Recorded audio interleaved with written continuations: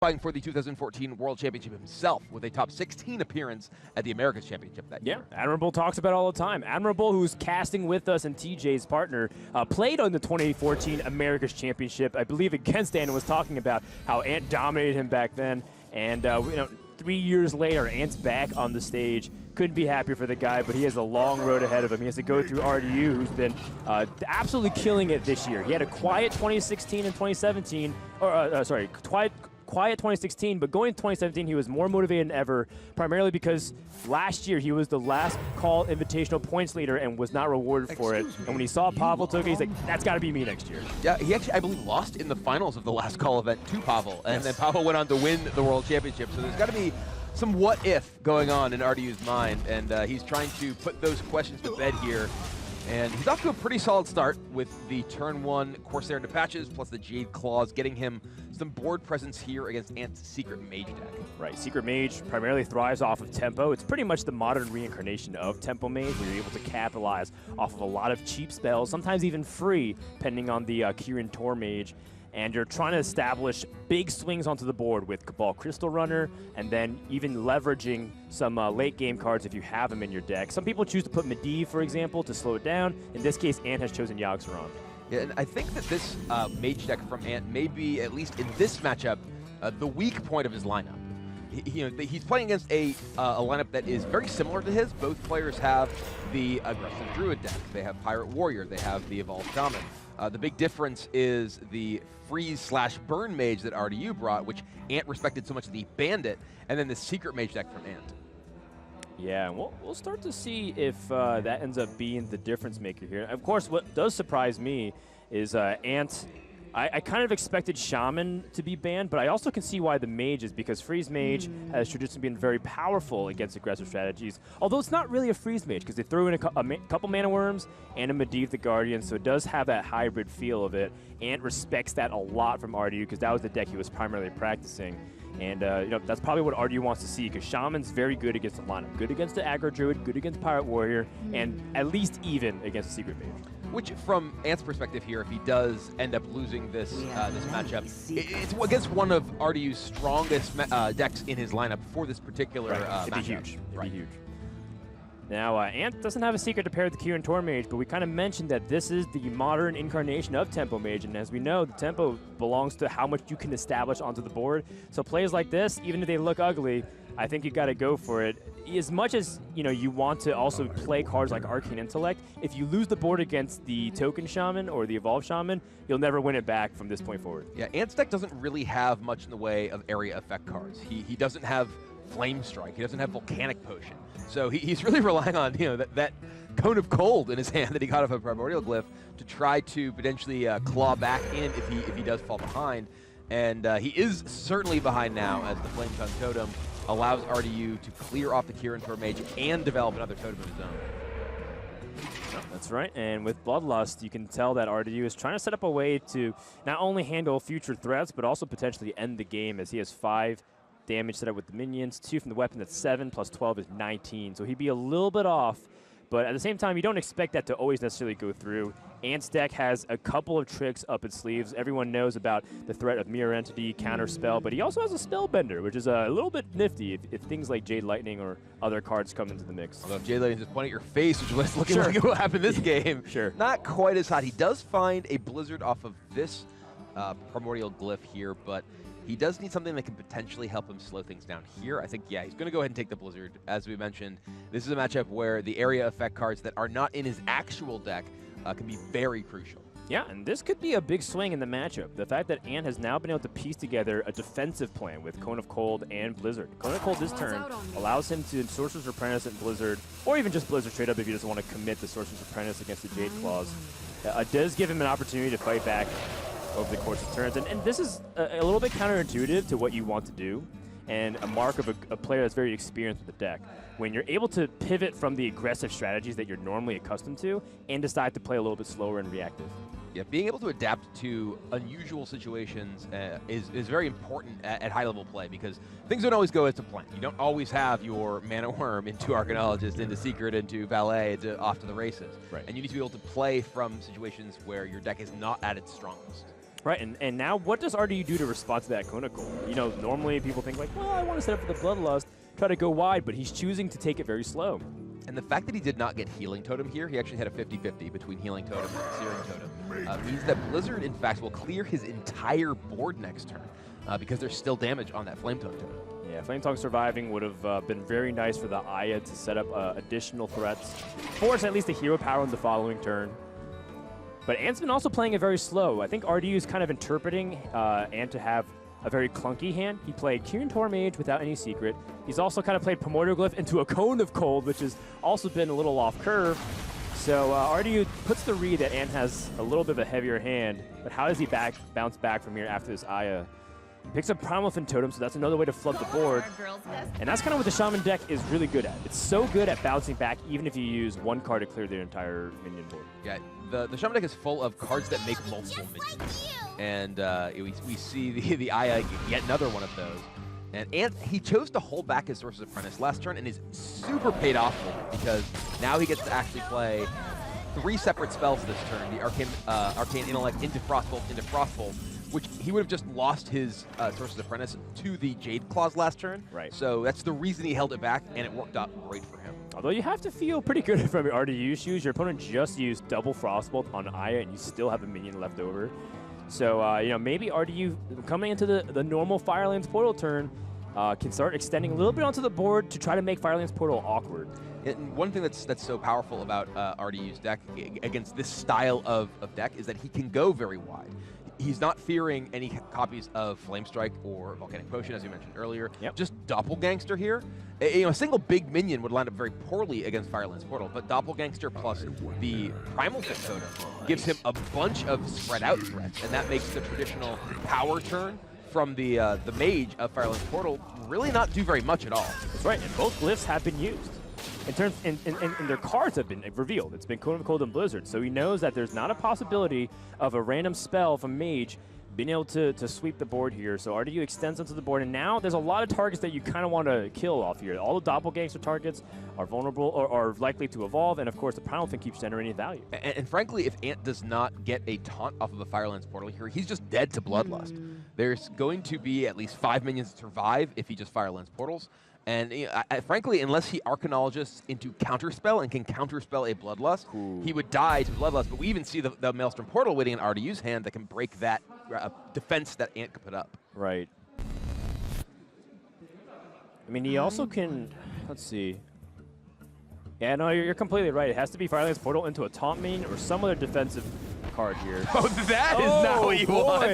I mean, he's dead anyway. Yeah. But that Hydra could represent even more damage if said like a Maelstrom Portal. But RDU takes a pretty quick first game win over Ant here. And yeah, as we mentioned earlier, that mage is going to be very key for Ant. Trying to get that through is really going to be the linchpin of this matchup for him. That's right. And RDU, when he was building his lineup, you know, I was there watching him run a bunch of scrimmages with Nyria. They played so many games, hours and hours every day, narrowing down the lineup. RDU wanted to have the best of both worlds. He wanted to play an aggressive lineup that also was good against other aggro decks, which is why he throws in those weird curveballs like that hybrid freeze mage, which is definitely given a lot of other aggressive decks problems. He played against Treadsred, who's playing a fast lineup, and he was able to sweep him. Treadsred played every deck in his lineup. He played Rogue, he played Mage, and it didn't matter what he threw at RDU, he lost. And RDU said he felt really good, and he felt like his lineup was very effective, which makes him favored against the rest of the field there. RDU, of course, is looking pretty good, and we got a chance to sit down and talk with him and get to know RDU a little bit better beyond just the cards. Well met.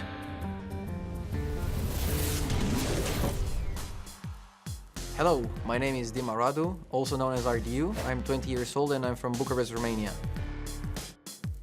My favorite thing about playing Hearthstone is definitely winning. I think the most important thing that it takes to be a great Hearthstone player is dedication. There's like so many small things that you need to do correctly. My favorite food is probably sushi. I don't get to eat it that much because there's not that many fish in the ocean. I don't want to eat all of them. I don't know, I keep it for special occasions. I don't eat it every day or something like that.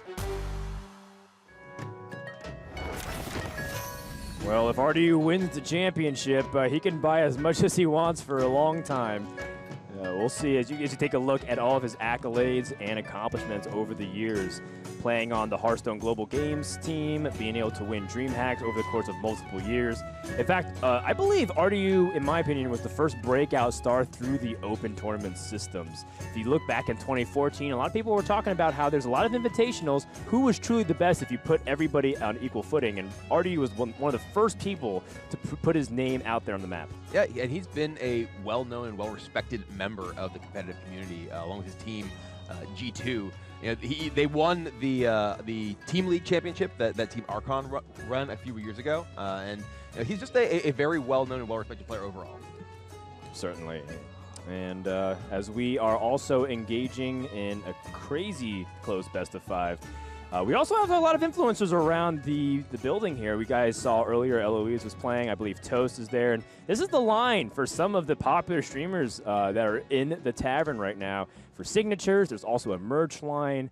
There's devs in the building doing interviews about Knights of the Frozen Throne, as well as all the current things existing. Because I know a lot of people are asking, like, oh, when's the Quest Rogue nerf going to go live? So there's a lot of cool things happening. But of course, what we're here for, at least me and Kibler are, and the rest of the players, is who's going to win that trophy. Yeah, you know, and this whole crowd has been, you know, we heard them cheering in the last match as everything went back and forth between Kalento and Mage.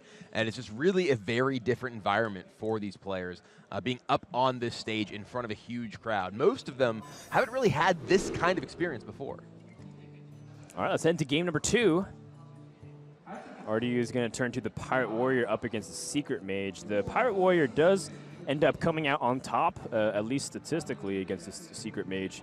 I do wonder if RDU's techs, his specific choices in his deck list, will end up helping him. He does have Captain Greenskin and Leroy Jenkins, giving him a lot of range in the mid stages of the game. Does have like a Naga Corsair, a Spellbreaker, and a Mortar Strike. So he's pretty much got a little bit of everything to address any kind of situation, but also will lack a little bit of consistency in terms of game plan towards turn 4, turn 5.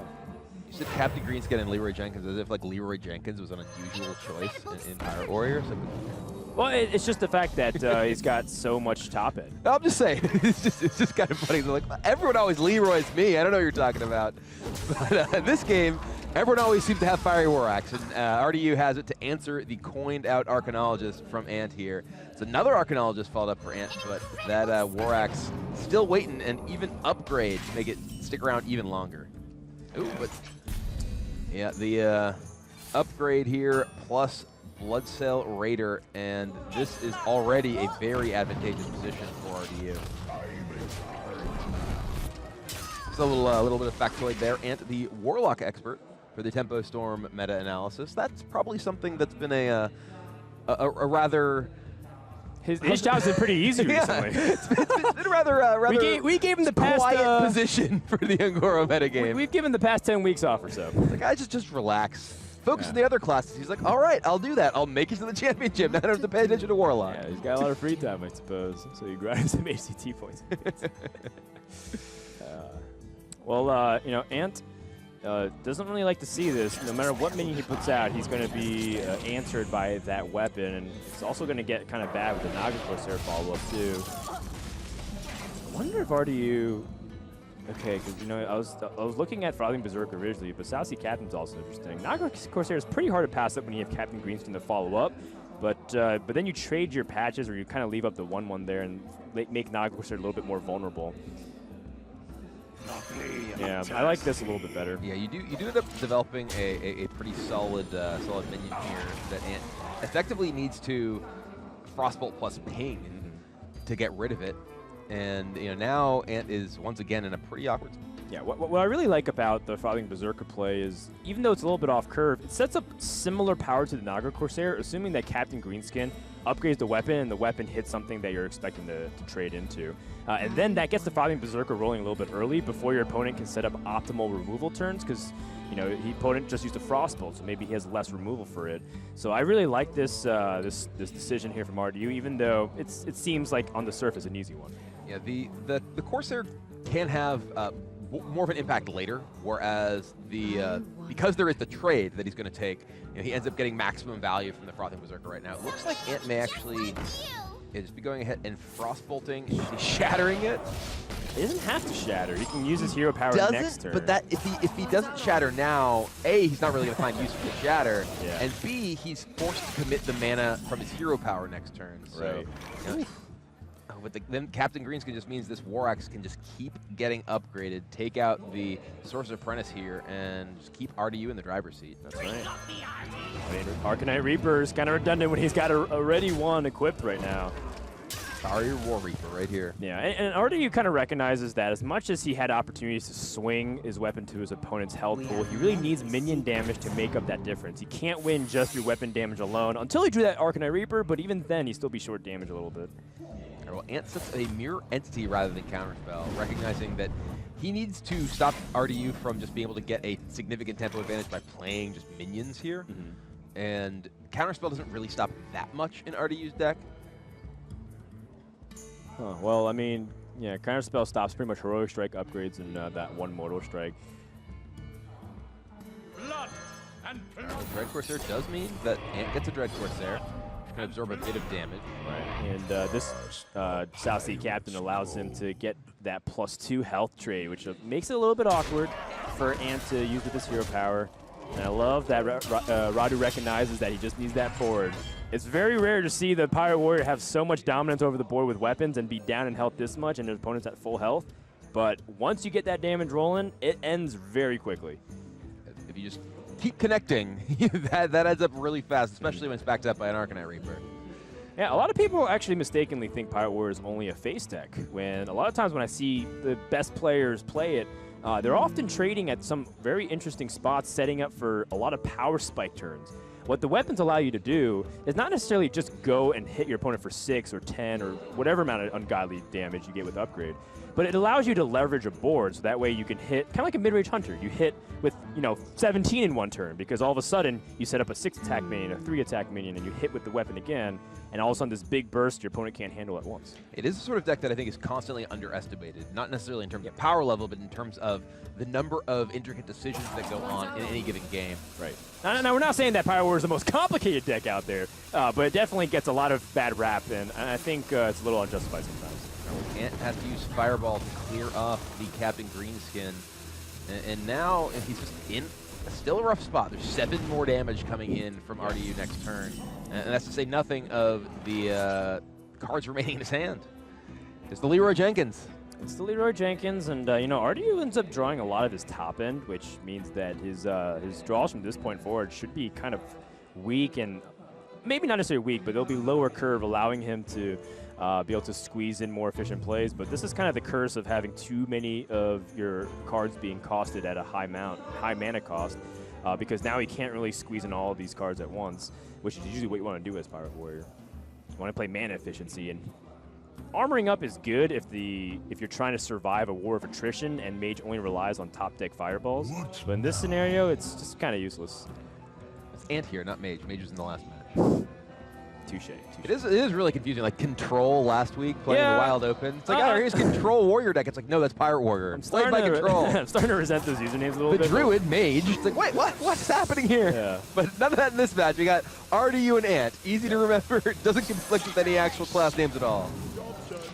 So RDU sets up the Naga Corsair. This is kind of like an Arcanite Reaper if it's able to hit the face one time. It ends up getting that weapon swinging anyways. And you want to set up repetitive damage, even though you don't get the plus attack on your weapon. RDU recognizes that it's coming up on Faraline's portal turn, and you'd rather make it complicated for his opponents.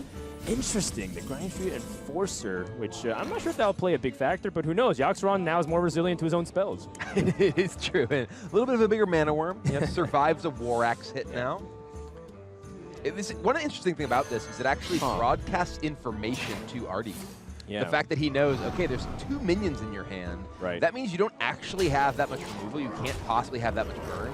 And Radu is going to go ahead and just send everything to the face. That's Leroy Jenkins' range alone, not to pay any attention to the minions and the weapon that are still up. Yeah, and this is why the Secret Mage struggles, because without the ice block, you can't really guarantee yourself a defensive play. And even then, ice block's not even that good, because the Pirate Warriors still usually threaten you with a big board. You don't really have access to these flame strikes. You don't have any other stall mechanics. You need Primordial Glyph to really bail you out, or you need to win tempo very early in the game. I'm late. And here, Ant is basically just kind of bluffing, I guess. There's just lethal damage represented on the other side of the board. But he's going to make Radu go through the motions. It's, you know, I do consider this move a little bit disrespectful sometimes because it's like, well, maybe RDU's bad enough to miss lethal here. But, you know, you never know. Give your opponent a chance to mess up. You got him. He plays to win, I guess. Maybe RDU was wrong in his interview. All right, well, turns out Radu found lethal there by just attacking the face. And he's up 2-0. And Ant's in a lot of trouble. Yeah, we have the druid remaining here for RDU. And druid versus secret mage is, you know, actually a little bit awkward for the druid at times if mage gets off to a fast start. But the big problem is, you know, Ant still has his own pirate warrior. So aggro druid feasts on that. It's one of its best matchups, and a big reason why it got popular in the meta was because it was good against pirate warrior, and it also pressured the quest rogue, which dominated early on in ungoro. Yeah, Galactic Crawler turns out pretty good against pirate warrior. Yeah, that's right. And I'm actually taking a look at the deck list. I don't know if I see a Galactic Crawler. I think he actually put a Hungry Crab instead of... Are not. Interesting. Actually, that's Ant's list. Yeah, this is Ant's list, yeah. Apologies. There are 2 Galactic Crawlers in RDU's list. That's going to be a tough one. Kind of reaffirms what we were talking about, which is RDU wanted to play an aggressive deck that was also good against other aggro decks. Yeah, and you know, this still, for Ant, this mage is just really, really struggling. And you know, it's positioned very well against mid-range and control-style decks. We saw it have a lot of success against, say, Quest Rogue, which is one of the decks, perhaps the specific deck that Ant's lineup is targeted to beat the most. But RDU also recognizing that Quest Rogue is going to be a big factor in the metagame, playing a similarly aggressive lineup, but with a deck that is much more powerful in other aggro matchups in that burn mage. It's always kind of catered to RDU's strengths. You know, I think RDU's deck that's been iconic to him is the Zoo Warlock. And that was largely an aggressive deck, but very board control oriented. And it seems like RDU is kind of going back to that, where he's able to play very fast, very tempo oriented, but he's maintaining board control throughout the entire time. He's teched his deck and outfitted accordingly. Yeah, he has maintained control the entire time in this entire tournament so far. He actually has yet to lose a game. He won his first match 3-0, and now he is up 2-0 against Ant with a pretty strong opening here as well. It's 5-0 so far, and with Power of the Wild and Mark of the Lotus pickup, it's going to be hard for Ant to climb back immediately.